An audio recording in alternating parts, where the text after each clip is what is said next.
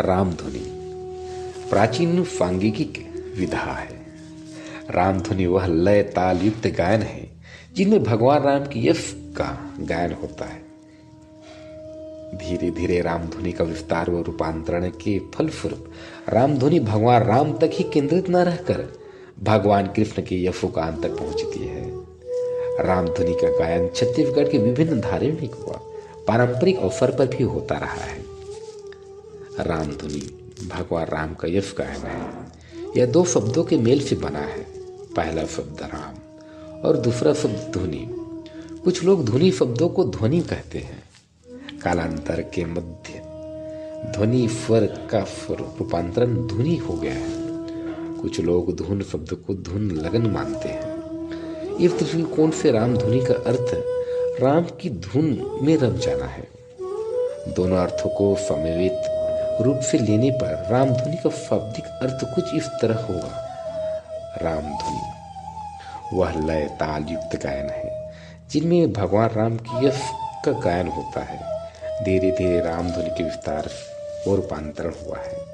इसके फलस्वरूप रामधुनी भगवान राम तक ही केंद्रित नहीं रही है, कृष्ण तक पहुंची है। गतिशील इस धारा को रुकना ही कहाँ था।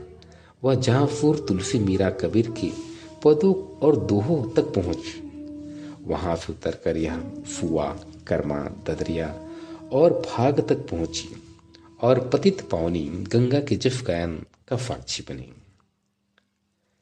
रामधुनी में ढोलक, मजीरा, करताल, मृदंग, झुमका का प्रयोग वादन में होता आ रहा है। कहीं कहीं शहनाई की स्वर लिपियां भी इन वाद्य यंत्र की सहचरी बनकर सुरों के सफर को सुहाना बनाती है।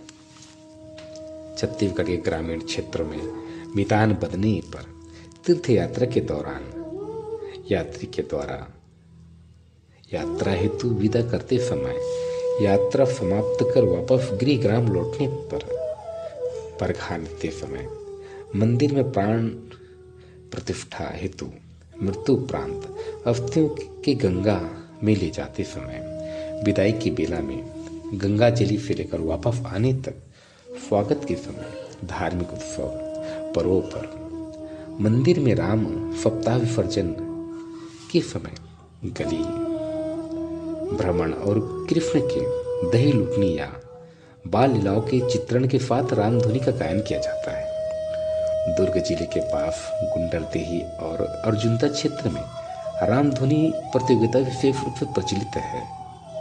रामधुनी गायन शुरुआती दौर में दो तर्ज में होता था।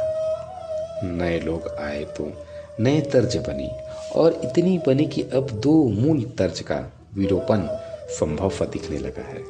प्रथम तर्ज गिरजा के फुत गणराज हो, लाख राखो हमारी, लाज राखो हमारी, लाज राखो हमारी, गिरजा की फुत गणराज हो, पिता तुम्हारे महादेव है, पार्वती महतारी हो। दूसरा तर्ज में श्री राम नाम को जप ले, मन राधा कृष्ण को भज ले, जय राम राधे श्याम सीता राम, तुम राम रूप को धरकर रावण को मार गिराया, तुम कृष्ण रूप को धरकर कंसासुर दैत्य सहारा। आधुनिक युग में महापुरुष के चित्रण का गायन भी रामधुनी के माध्यम से होने लगा है। यहाँ तक कि फाग में भी रामधुनी का मिश्रित हो चला है।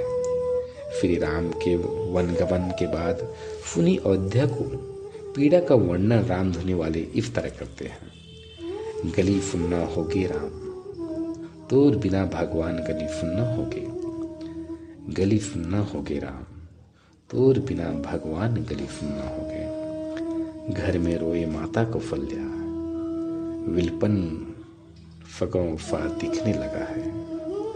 प्रथम चित्रण में गिरिज की फुत गणराज हो, लाज राखो हमारी, बाहिर सुमिंद्रा माई मोरा राम, ठाड़े दशरथ प्राण जतन है, कैकई अब जस पाई मोर राम, गली सुनना होगे राम, तोर बिना गांव गली सुनना होगे। दूसरा चित्रण प्रसन्न राम वन गमन। रामे गए बनवास अवध फुन्ना लागे, आगे आगे चलते हैं पीछे लक्ष्मण भाई। मोर रामा हो बीच में चलते हैं सिया जानकी, चित्रकूट भर जाए मोर रामा। रामे गए बनवास अवध फुन्ना लागे। कृष्ण की दही लूट लीला का बाल वर्णन गायन में देखने को मिलता है। दही लुटाए दही लुटाए दही लुटाए हो, वृंदावन के कान्हा दही लुटाए हो। कब कब कहते लबरी कौलिन, कमे चुकाए दावे मोर रामा। फेंके चुप रहे पलना पौड़ है, लेथे कन्हैया के नाव हो मोर रामा। दही लुटाए दही लुटाए दही लुटाए हो। इस तरह राम और श्री कृष्ण जीवन और संसार कल्याण के लिए किए गए कार्यों का उल्लेख रामधुनी के माध्यम से होता आ रहा है। रामधुनी का गायन दर्शक और गायन दोनों राम रस में डूबने लगे हैं। डॉक्टर राजेंद्र पाटकर, सप्रेम भेंट। ये तो रिफ हमारे छत्तीसगढ़ के प्राचीन सांगीतिक विधा रामधुनी। रामधुनी वह लय ताल युक्त गायन है जिनमें भगवान राम की यश का गायन होता है। धीरे धीरे रामधुनी का विस्तार व रूपांतरण है के फलस्वरूप रामधुनी गायन राम तक ही केंद्रित न रहकर भगवान कृष्ण के यशोगान तक पहुंचने लगी है। रामधुनी का गायन छत्तीसगढ़ में विभिन्न धार्मिक और पारंपरिक अवसरों पर भी होता है।